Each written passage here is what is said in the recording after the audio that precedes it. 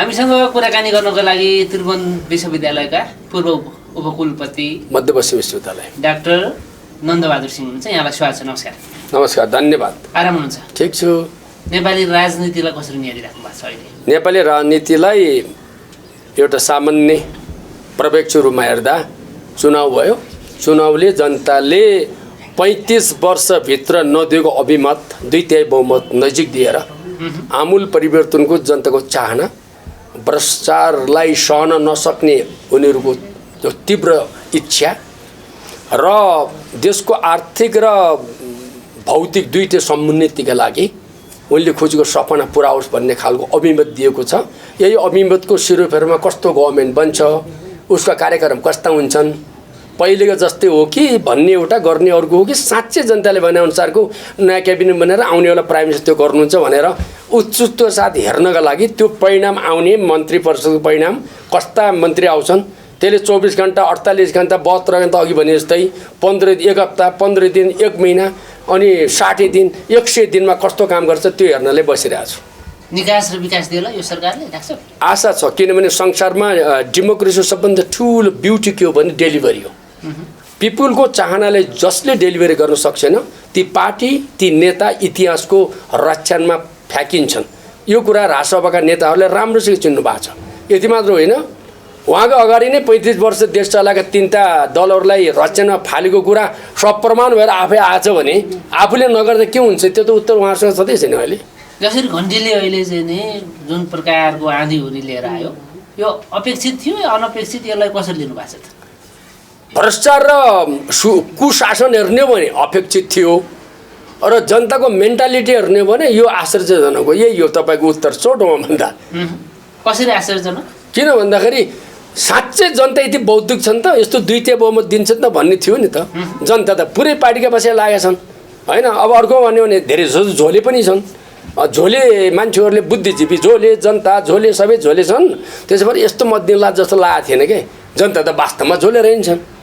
र अहिलेको नेपालका बुद्धिजीवी, नेपालका विश्लेषक, नेपालका डक्टर, इन्जिनियर, प्राध्यापक भन्दा किसान र मजदुर नर्मल मान्छे धेरै विद्वान रहेछ नि त। यो कुरा मान्नु पऱ्यो नि हामीले। त्यसैले अब बुद्धिजीवीहरूले यो जनताको अभिमतबाट पनि सिक्नुपर्छ भन्ने लाग्छ मलाई। विद्वानहरू, डाक्टरहरू, विश्लेषकहरू सब फेल खायो त? सबै फेल खायो त भन्दिनँ, किनभने म आफैको गरेको विश्लेषण म्याच भयो। मैले के भनेको थिएँ, नम्बर 1 त राजसभा आउँछ, नम्बर 2 काङ्ग्रेस र नम्बर 3 एमाले आउँछ, नम्बर 4 मा होइन मैले चाहिँमा के अरे तराई बेस पार्टी र अनि 5औँमा ऊ आउँछ भनेको थिएँ मैले चाहिँ राप्रपा र अनि चाहिँमा यो के अरे श्रमशक्ति। अरू त मिल्यो, तराईका 18 वर्षका ती बिस्कुन थापेका पार्टीहरू सब ध्वस्त भए, त्यो अलि मिलेन भन्नु पऱ्यो। हजुर हजुर, तपाईँ ज्योतिषबाट निस्किनु भयो? म ज्योतिष होइन, म अध्ययन गर्छु। म ज्योतिष र अन्धविश्वास विश्वास गर्दिनँ।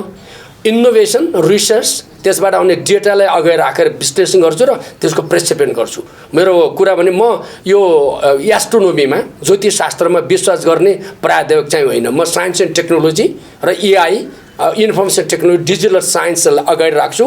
डेटा ड्रिभन डिसिजन गर्छु मैले। चुनावी मत परिमाणसँग पश्चिमाहरूसँग गएर चाहिँ ठोकिन्छ नि, यसको तुलना गरिन्छ, विश्लेषण गरिन्छ। तपाईँको पूर्व, पश्चिम, उत्तर, दक्षिण चारवटा दिशा छन्। अब चारवटा दिशामा एक दिशा त ठोकिने भयो, तर पश्चिम भनेको म बुझ्दिनँ।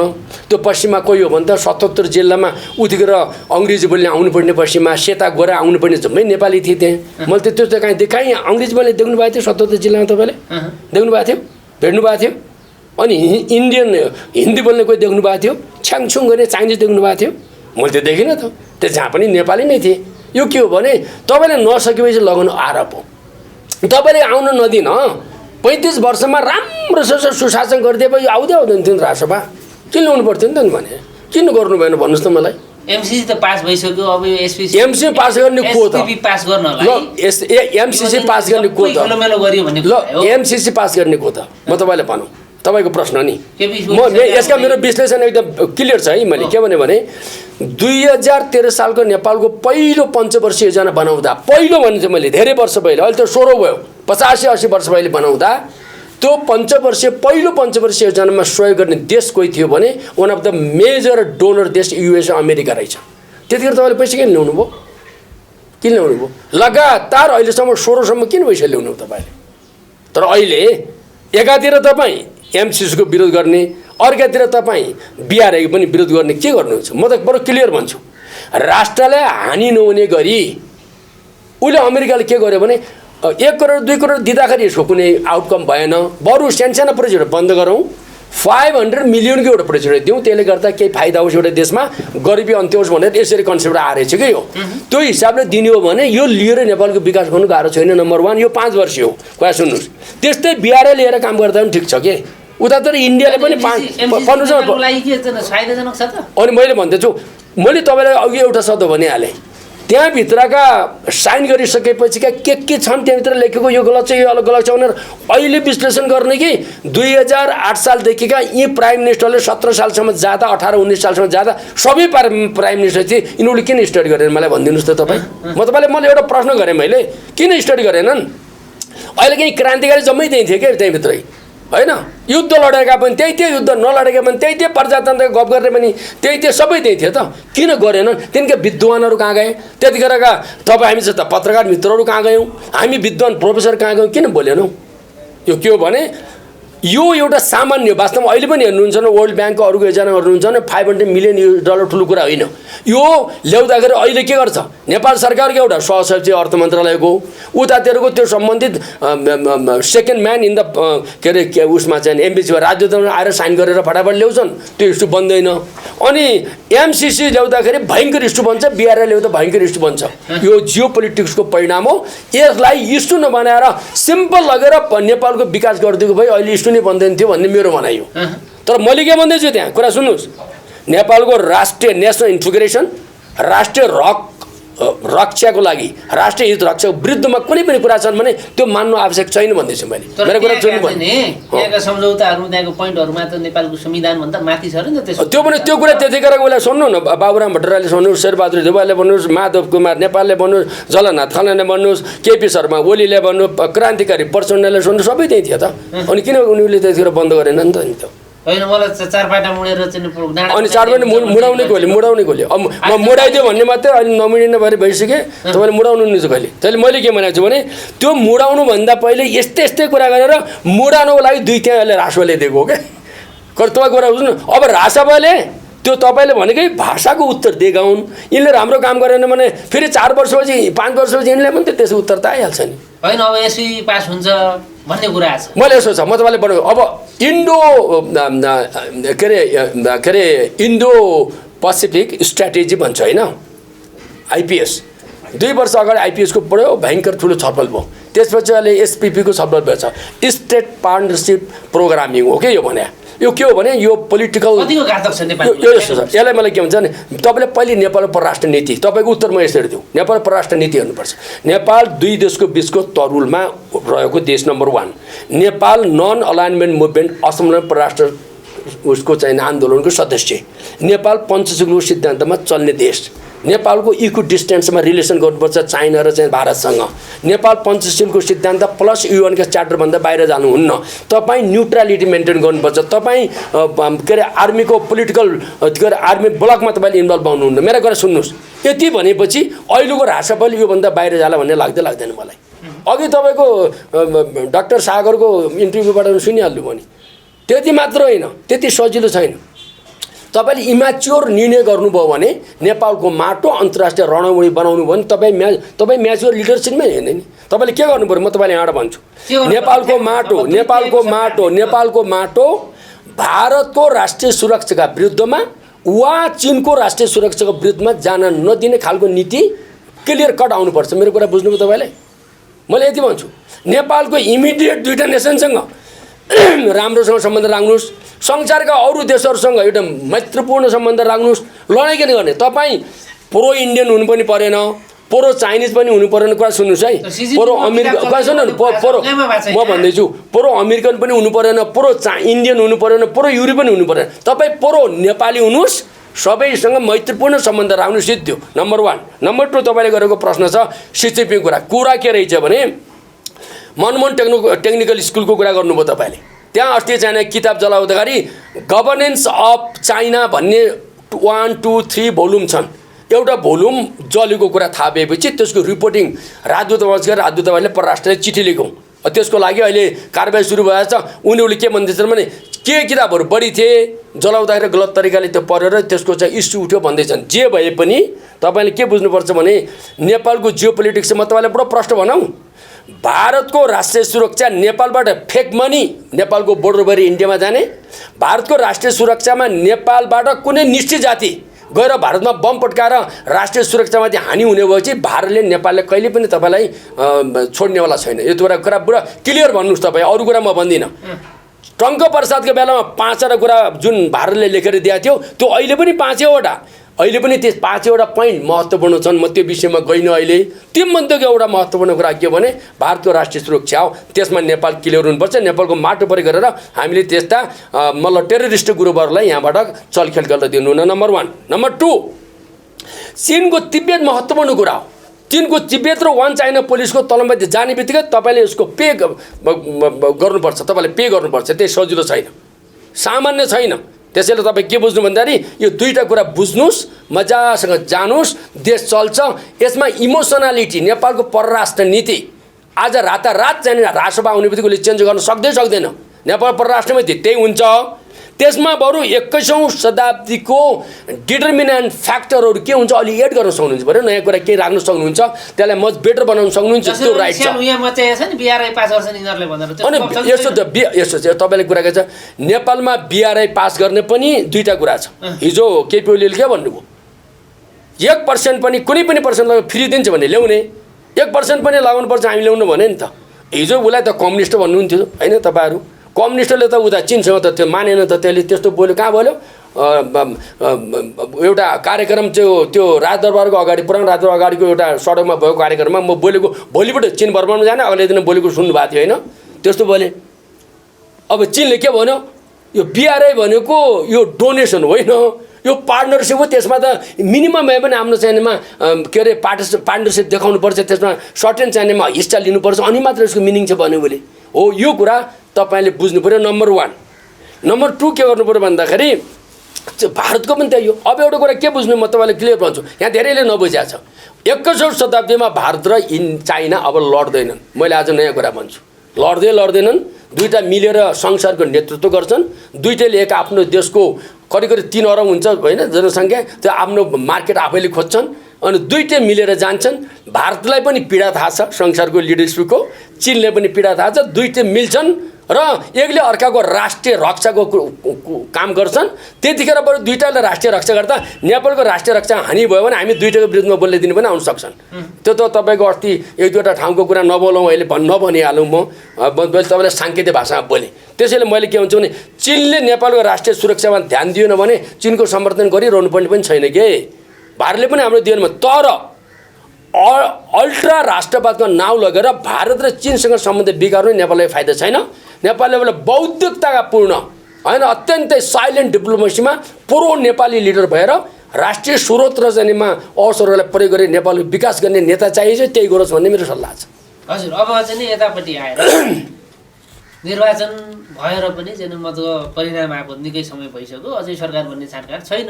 रासोपा चाहिँ त्यहाँ सांसदहरूलाई राखेर उफ्री पाफ्री गरिरहेको दृश्य देखिरहेको छ। सरकार बन्द किन ढिलाइ भयो त? अनि तपाईँको कुरालाई हेर्दाखेरि यसलाई तपाईँको प्रश्न गर्ने राइट छैदैछ पत्रकार बन्धुवर्गले। मलाई यसलाई उत्तेज गर्नु आवश्यक छ, किनभने निर्वाचन आयोगले 2022 सालको चैत्रको 3 गतेसम्म दुईवटा फोटो नागरिकता र चाहिँ नेसनल आइडी कार्ड लिएर 3 अफिस टाइमभित्र आएर पेश गर्नुहोस् भने त्यो भनेको हिजो हो। पेश गरेपछि आजको दिनमा प्रत्येकले चाहिँ 110 जना सांसदले के पाउँछ, उसको चाहिनेमा सांसद भएको पाइसकेपछि अब त्यो पाएपछि त्यसपछि आजको बेलुकासम्म टाइम हुन्छ हुँदैन थाहा छैन। भोलि बल्ल कहाँ जान्छ भन्दाखेरि राष्ट्रपतिका त्यो 110 जनाको लिस्ट जाने भयो। लिस्ट गइसके बल्ल राष्ट्रपतिले जानकारी गर्नुहुन्छ होला नि। यो सकेको छ नि, यहाँ उत्तेजित हुने कारणै छैन नि। त्यसैले यो राजसभा कारणले भएको होइन, यसमा पनि हामी बेकारको नचाहिँदो कुरा गर्नु छैन।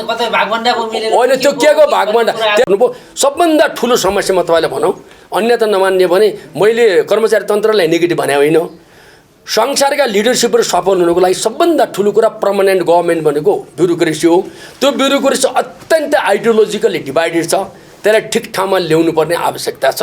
त्यो ल्याउने नम्बर 1। नम्बर 2, अब क्यु होइन अनलाइन भनेपछि त डिजिटल संसार बुझ्ने ब्युरोक्रेसी चाहियो। त्यसैले हाम्रा छोराछोरी भाइ बहिनीहरू जेनजी आन्दोलनबाट आएका खारिया आइटी पढेकाहरूलाई प्रतिस्पर्धा गरेर यङ मान्छेहरूलाई आइसिटी जानेको स्मार्ट प्रशासनमा इन्ट्री गराउनु पऱ्यो।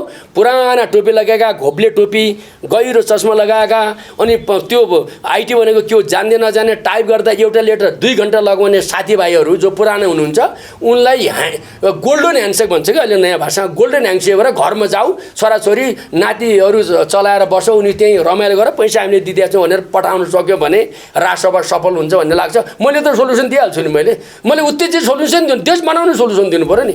अब त के छ भने मलाई कुनै पाउनु र लिनु छैन। एउटै कुरा छ कि तपाईँको 5 वटा 6 वटा चिज गभर्मेन्ट देशको लागि त्यो पार्टीको होइन, भोलि राजसभा पनि होइन। नम्बर 1 शिक्षा र खेलकुद पनि देशको होइन, खेलकुद र शिक्षा देशको नम्बर 1 मैले दुईटै आइटम राखेको छु। नम्बर 2 स्वास्थ्य देशको, नम्बर 3 कर्मचारी तन्त्र देशको, नम्बर 4 चाहिँ सुरक्षा निकाय देशको, नम्बर 5 न्यायालय देशको। यी ठाउँमा राजनीति हस्तक्षेप बन्द गरेर कानुनद्वारा प्रतिस्पर्धा गरेर योग्य मान्छे आउने कुरा गरौँ। तिनको सरुवा र बौडुवा र ट्रान्सफर पनि त्यहीबाट गरियो भने यो पर्मानेन्ट हुन्छ। त्यसो भए पनि अस्ति 17 घन्टा देशले राई नदिनुपर्ने स्थिति आउँदैन, किनभने त्यहाँ त पर्फर्मेन्स हुन्छ नि। अहिले त राजनीतिक दलले के अपराध गर्यो भने यी 5 क्षेत्र ध्वस्त गरिदिए यिनीहरूले। अब बाँकी तपाईँले के गर्नुहुन्छ भने सरकार बनाउँछ, सरकारको आफ्नो एरिया छ, सरकारले जित्यो भने उसले आफ्नो गभर्मेन्ट बनाउँछ, क्याबिनेट नम्बर 1 क्याबिनेटका सल्लाहकार लिन पाउँछ, राष्ट्रिय योजनाका सदस्य लिन पाउँछ, राजदूत नियुक्ति गर्न पाउँछ। उसले यो चाहिँ युनिभर्सिटी र जानेमा मेडिकल युनिभर्सिटीहरूमा उसले के अरे प्रतिस्पर्धा गरेर भिसीहरू नियुक्ति गर्नु पाउँछ। यति होइन, यो गरोस् न, यो पनि प्रतिस्पर्धा गरोस्। तर हिजोका नेता जस्तै, हिजोको पार्टी जस्तै मर्न लागेको चाहिँ पुरानो एउटा चाहिँ सचिव रिटायर छ, त्यो सचिवबाट 5 करोड रुपियाँ खाएर अमेरिकाको राजदूत, हेर्नुहोस् है, म नाउँ भन्ने यति भन्न त पाइयो नि।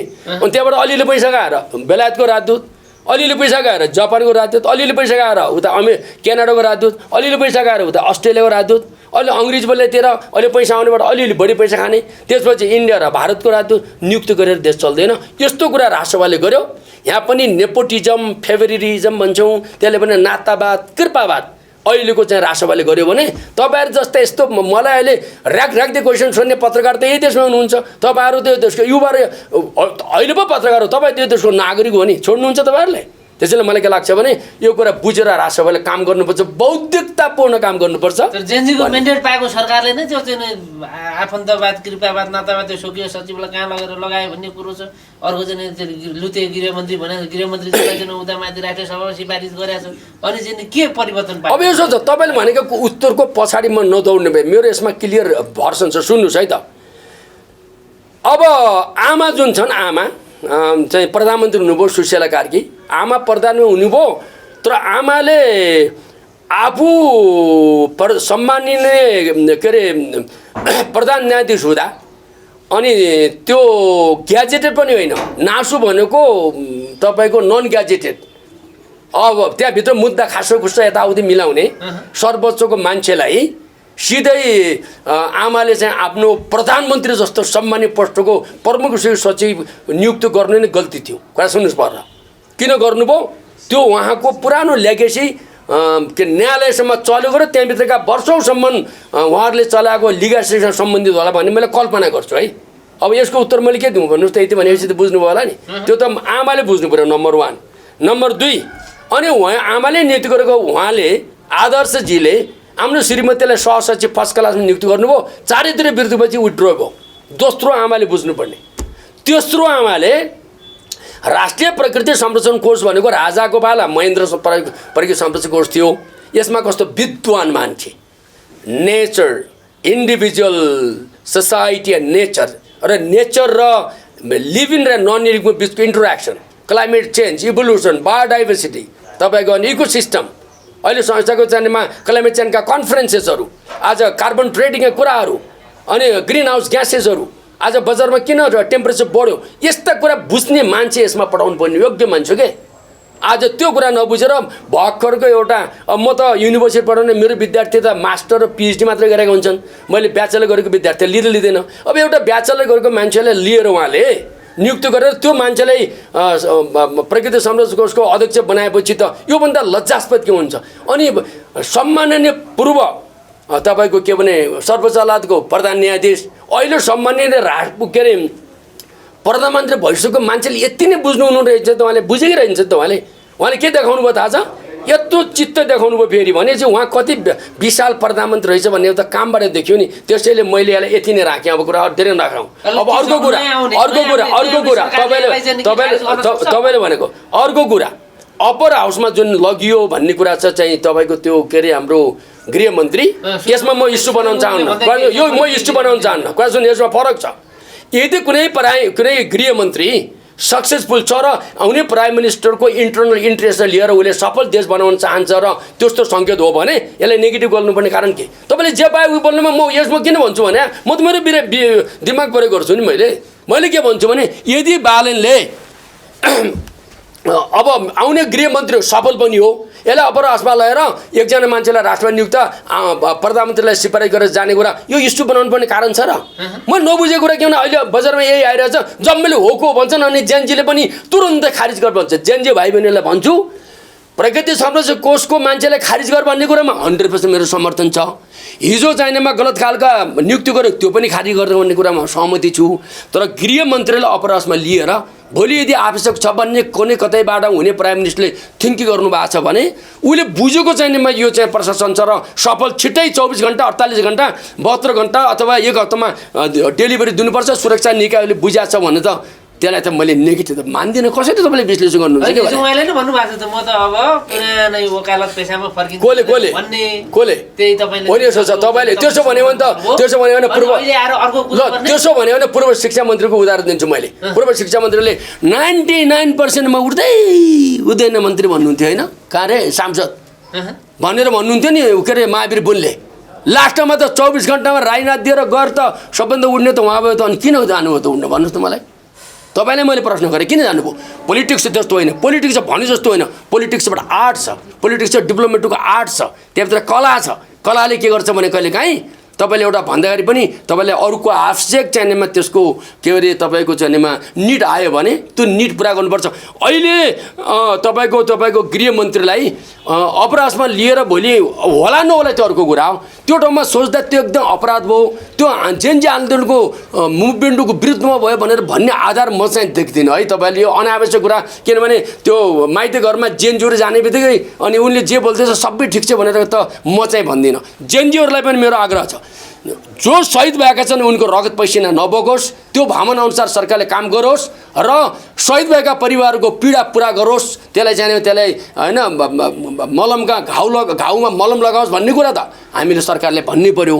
तर के होइन भने राम्रो कुरा पनि नराम्रो पनि एउटै डालामा आएर सबै ठिक छ भन्ने भने अनि हामी विद्वानहरूले के को विश्लेषण गरेर बस्नु त नि भने अलिकति छोड्नुहोस् न हामीले अलिकति स्पेस पनि दिनु न यो ठिक छ ठिकै भनिस् भन्ने सम्म त बोल्न त दिनुहोस्। म त विचार प्रयोग गर्ने मान्छे म अर्का पनि हुइया पैसा नलाग्ने मान्छे परे म संसारका धेरै देशहरूको खारेज गर्नुपर्छ गरेन भने नयाँ आउने सरकारले खारेज गर्नुपर्छ प्रतिस्पर्धा गरेर ल्याउनुपर्छ। नयाँ सरकारको कुरा के थाहा छ विज्ञ ल्याउने प्रतिस्पर्धा गर्ने मान्छे ऊ विज्ञ पनि होइन प्रतिस्पर्धा आएको पनि होइन दुइटै हिसाबले हटाउनुपर्छ भन्छु मैले। नयाँ सरकारका चाहिँ नि अब सांसद भर्खर हुँदैछन् उनी मेयरबाट उनीले चाहिँ क्लासहरू यो चाहिँ के भन्छ चाहिँ संसदीय बारेमा चाहिँ दासोपाले जुन पाठ पढाइरहेको छ त्यो सिक्नु नपर्ने हो त बालन शाहले। अनि तपाईँ कति वर्ष हुनुभयो अहिले तपाईँ कति वर्ष हुनुभयो 30-31 वर्ष। अनि तपाईँ अहिले प्रश्न गर्नु एकैछिन रातारात गर्नुभएको कि 30-32 वर्षमा सिकेर भन्नुभयो अहिले सिकेर भन्यो हो त्यस्तै हो। बालन पनि धेरै सिक्दै आउँछ सुनिदिनुहोस् न कमसेकम सिक्दिनुहोस् उसले सिक्दै आउँछ।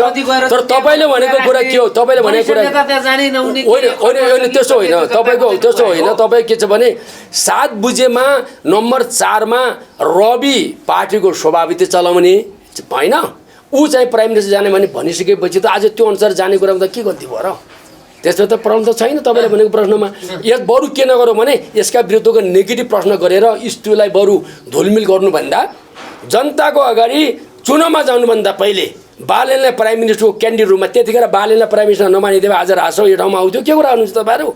अलि हेर्नु 80% बालन फ्याक्टर छ अहिले सफल हुनमा अनि 80% बालन फ्याक्टर मै भन्छु किन भन्नु न तराईमा 32वटा सिटमा 31वटा सिट कसको कारणले आएको भन्नुहोस् त म 7वटा प्रतिशत हेरौँ न तपाईँको त्यसैले बालेन फ्याक्टर महत्त्वपूर्ण छ। हो, रविले पार्टी बनाए, अध्यक्ष भए, घन्टी चिन्हले त्यसको उसको इतिहासको सङ्घर्षको पनि हामीले सम्मान गरौँ छ।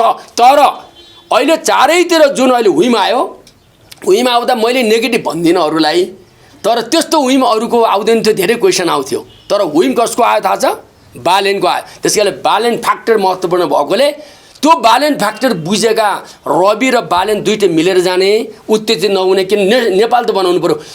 मेरो देश सिङ्गापुर जस्तो भयो भने तपाईँ हाम्रो देश, नेपाल हाम्रो देश अहिले चीन जस्तो भयो भने, हाम्रो देश अमेरिका जस्तो भयो भने हामीलाई गर्व गर्ने दिन आउला नि त। त्यसैले मलाई के लाग्छ भने देश बनाउनेतिर जाउँ, देशलाई ध्वस्त गर्ने केही पनि हुन्न भन्नेतिर नजाउँ। मलाई के लाग्छ भने अब बिहानीले दिउँसो र बेलुकाले राति देखाउँछ भन्ने एउटा चाहिने उखानबाट जाउँ। अब क्याबिनेट बनाउँदा कस्ता मन्त्री ल्याउनुहुन्छ, अनि प्रधानमन्त्रीको सल्लाहकार कस्ता ल्याउनुहुन्छ, राष्ट्रिय योजना आयोगमा कस्ता मान्छे ल्याउनुहुन्छ, राजदूत कस्ता मान्छे ल्याउनुहुन्छ, त्यो ल्याउँदा निष्पक्ष प्रतिस्पर्धा हुन्छ कि हुँदैन, युनिभर्सिटी चलाउने र मेडिकल कलेज चलाउने भिसी कस्ता ल्याउनुहुन्छ, यति हेरेर भइगयो नि, थाहा हुँदैन। त्यो त धेरै गर्नै पर्दैन, करिब 2-3 महिना सबै थाहा हुन्छ। सबभन्दा पहिलो त यो क्याबिनेट बनाउँदै थाहा भइहाल्छ। त्यसैले मलाई के लाग्छ भने यसलाई अन्यथा नसोधेर भन्ने भने बालेन र रविले जनताको अहिलेको अभिमत र तपाईँ हामीले डेली बोलिरहेको कुरा त सुनिरहनु भएको छ। मलाई लाग्छ सुध्रिनु हुन्छ होला भन्ने कमसेकम बेनिफिट अफ डाउट त दिन पाइयो नि। यति त्यो पनि एकछिन के फरक पर्छ, हेरौँ न। अनि 1 महिनापछि हेरौँला, 6 महिनापछि हेरौँ, अनि त्यसपछि 6 महिनापछि 1 वर्ष हेरौँ। 2.5 वर्ष भनेको 5 वर्षको आधा हो। 2.5 वर्षमा त तपाईँ हामी यही ठाउँ बसेर फेरि विश्लेषण गरेर मजासे उत्तर दिन सकिहाल्छौँ नि। धैर्यता त राखौँ, त्यति भन्ने मेरो भनाइ हो। होइन, भागभण्डा मिलेन कि सरकार बनाउनलाई हो के हो, गृहमन्त्रीको अब भागभण्डाको प्रश्न किन आउनुहुन्न भने अब अहिले 2टा सांसद नपुगेर साना 2टा दलका नेतालाई दौड्नुपर्ने, 5वटा सांसद नपुगेर अर्कातिर दौड्नुपर्ने स्थिति नै छैन। अहिले एउटै कोठामा बसेर राम्रा मान्छेहरू को छन् भनेर 138 सरकार बनाउन 182 पछि कस्तो कुरा गर्नुहुन्छ? यो कुनै प्रब्लम छैन। तपाईँले गरेको प्रश्नको उत्तरको के होला एउटा पक्ष भने बालेन र रवि नभने पनि बिचको मिसअन्डरस्ट्यान्डिङ भएर कहिलेकाहीँ तलमाथि गएर विदेशीहरूले खेल्ने मौका पाएर त्यहाँ गडबड भइहाल्यो कि भन्ने चिन्ता होला। तपाईँको चिन्तासँग पनि म सहमति छु। पत्रकारहरूले उठाउने चिन्ता किनभने तपाईँ त राज्यको चौथो अङ्ग हो। नेपालमा पत्रकारहरू, संसारको लागि पत्रकार भनेको तपाईँ व्यक्ति होइन, संस्था हो के। यसले के हुन्छ भने 3टा अङ्ग, एक्जिक्युटिभ, तपाईँको लेजिस्लेसन र तपाईँको जुडिसियरी, 3टा अङ्गले गरेको गल्तीलाई चौथो अङ्गको रूपमा खबरदार भनेर बोल्ने हो तपाईँहरूले। तपाईँले त राज्यले ठिक ठाउँमा ल्याउने हो। तपाईँहरूले जुन प्रश्न छ त्यो हेरौँ न, 3वटा अङ्ग हेरौँ न एकछिन। तपाईँ त्यसपछि चौथो अङ्गको अहिले के छ भने नेपालको चौथो अङ्ग जनताले पनि सम्मान गर्ने तरिकाले तपाईँहरू प्रस्तुत भइदिनु भयो भने मलाई लाग्छ यसको पत्रकारिताको जगत पनि हाम्रो लागि गर्व हुन्छ। आज तपाईँले एउटा गर्व गर्नुपर्ने कुरा के भने बालेन आएर नै संसारमा नेपाल अहिले अलिकति हाइटमा आएको होइन। त्यसपछि अब संसारभरि नेपालको चर्चा भयो। तपाईँले भनेको कुरा गर्दा भारतमा पनि एउटा चर्चा छ। केही पत्रपत्रिकाहरूले के भनेका छन् भने बालेन ठिक छ, अब जस्तोसुकै हिजो भने अब प्रधानमन्त्री उसले ठिक तरिकाले भारतसँग सम्बन्ध राम्रो गर्छन्, किनभने अस्ति नरेन्द्र मोदीसँग उहाँले दोस्रो उत्तर पोजिटिभ छ भनेर पनि व्याख्या गर्ने पनि छन्। अधिकांश मान्छेहरू इन्डियामा अहिले के विरोध गरेका छन् भने ग्रेटर नेपालको नक्सा आफ्नो अफिसमा राख्ने, अनि सीता भारतमा जन्मियो भन्दा नेपालमा का फिल्डहरूमा तपाईँको भारतका फिल्डहरू चलाउन नदिने बालेन भारत विरुद्ध होइन त भनेर पनि प्रश्न छ। तर अब त्यो त हिजो मेयरको बेला उसले गरेका कुरा भए। अब प्राइम मिनिस्टर हुँदा, हिजो मेयर हुँदा एउटा आँखा थियो भने प्राइम मिनिस्टरको 4वटा आँखा हुनुपर्छ। प्राइम मिनिस्टरका चारैतिर दिशा हेर्न सक्ने प्राइम मिनिस्टर हुनुपर्छ। अब सामान्य तरिकाले फाटाफाट बोलेर जानुहुन्न, बौद्धिक भएर सल्लाहकारहरू राखेर अनि चारैतिर ओके भने मात्रै बोल्ने खालको अवस्थामा जानुपर्छ। र मलाई लाग्छ भारतलाई, चिनलाई र संसारको कुनै पनि देशलाई नचिडाएर प्रो नेपाली भएर नेपाली जनताको नेता भएर गयो भने अन्तर्राष्ट्रिय स्रोत र साधनलाई देशको विकासलाई युज गरियो भने मलाई लाग्छ जनताले खोजेको यही हो, राम्रो होला भन्ने लाग्छ मलाई। भनेपछि बालेन शाह कुशल ड्राइभर हो र देशलाई हाँक्छन् भन्नेमा आशावादी हुनुहुन्छ। अहिले सोच तपाईँको कुशल ड्राइभर नभइदियो भए त्यत्रो म किनिदिन्थेँ। अरू नेताहरूले मञ्चमा 1-1 घन्टा लगाएर भाषण ठोक्छन् होइन। श्रीमान अध्यक्षज्यू, श्रीमान उपाध्यक्षज्यू, श्रीमान फलानाज्यू भन्दै 1-1 घन्टा लिन्छन्। तर बालेनहरूले एउटा के प्रथा सुरु गरे थाहा छ? यस्तो कुरा गर्न पनि बन्द गरे। यो फुलमाला, यो गोच्चा सोच्चा सब बन्द। उसले 5वटा आमसभामा जब 27 मिनटमा उसले आमसभा सिद्धायो होइन, 27 मिनट मात्रै बोल्यो, 27 से 28 मिनट। अब उनीहरूले के भने छोटो समयमा आफ्ना भन्ने कुरा भनेर देशभरि घन्टा हल्लाएर मात्रै पनि त्यो 2 ल्याइदिइहाल्यो नि। तर पुराना नेताहरूले हुँदा नहुँदा भाषण गर्दाखेरि पनि आएन। भनेपछि त्यो एउटा नयाँ जुन 21औं शताब्दीको म्यानेजमेन्टको जो स्टाइल छ त्यो स्टाइल पनि उसले देखाएको कुरालाई यसले पोजिटिभ मान्नुपर्छ।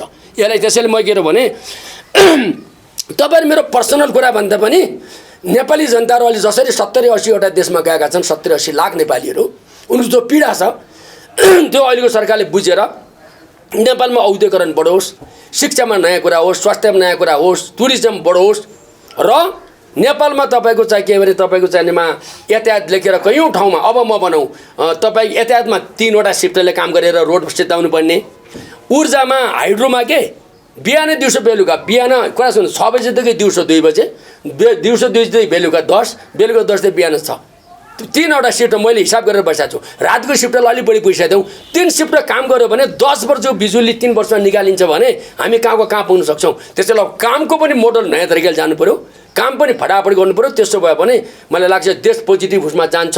अहिले उनीहरूले जसरी नेपालको इन्कम बढाउने भनेका छन् नि, लोअर टु मिडल क्लासमा लिएर भनेर जसरी अहिले हाम्रो डाक्टर स्वर्णिमले दिनुभएको छ त्यो अनुसार काम गर्न सक्यौँ भने, जब क्रिएट गर्न सक्यौँ भने यसलाई पोजिटिभै मान्नुपर्छ। अब मैले भने त तपाईँको त्यो क्याबिनेट बनाउने बित्तिकै सङ्केत आइहाल्छ, 24-25 घन्टा 1-2 हप्तामै त्यो सङ्केत आउँछ। त्यो सङ्केत हेर्ने दिनसम्म हामी धैर्य त राखौँ भन्ने मेरो आग्रह छ। हस्, यहाँले महत्त्वपूर्ण समय दिनुभयो, थ्याङ्क यू सो मच, धेरै धेरै धन्यवाद। मेरो त नि विचार राख्ने अवसर दिनुभयो, यहाँ सबैलाई धेरै धन्यवाद।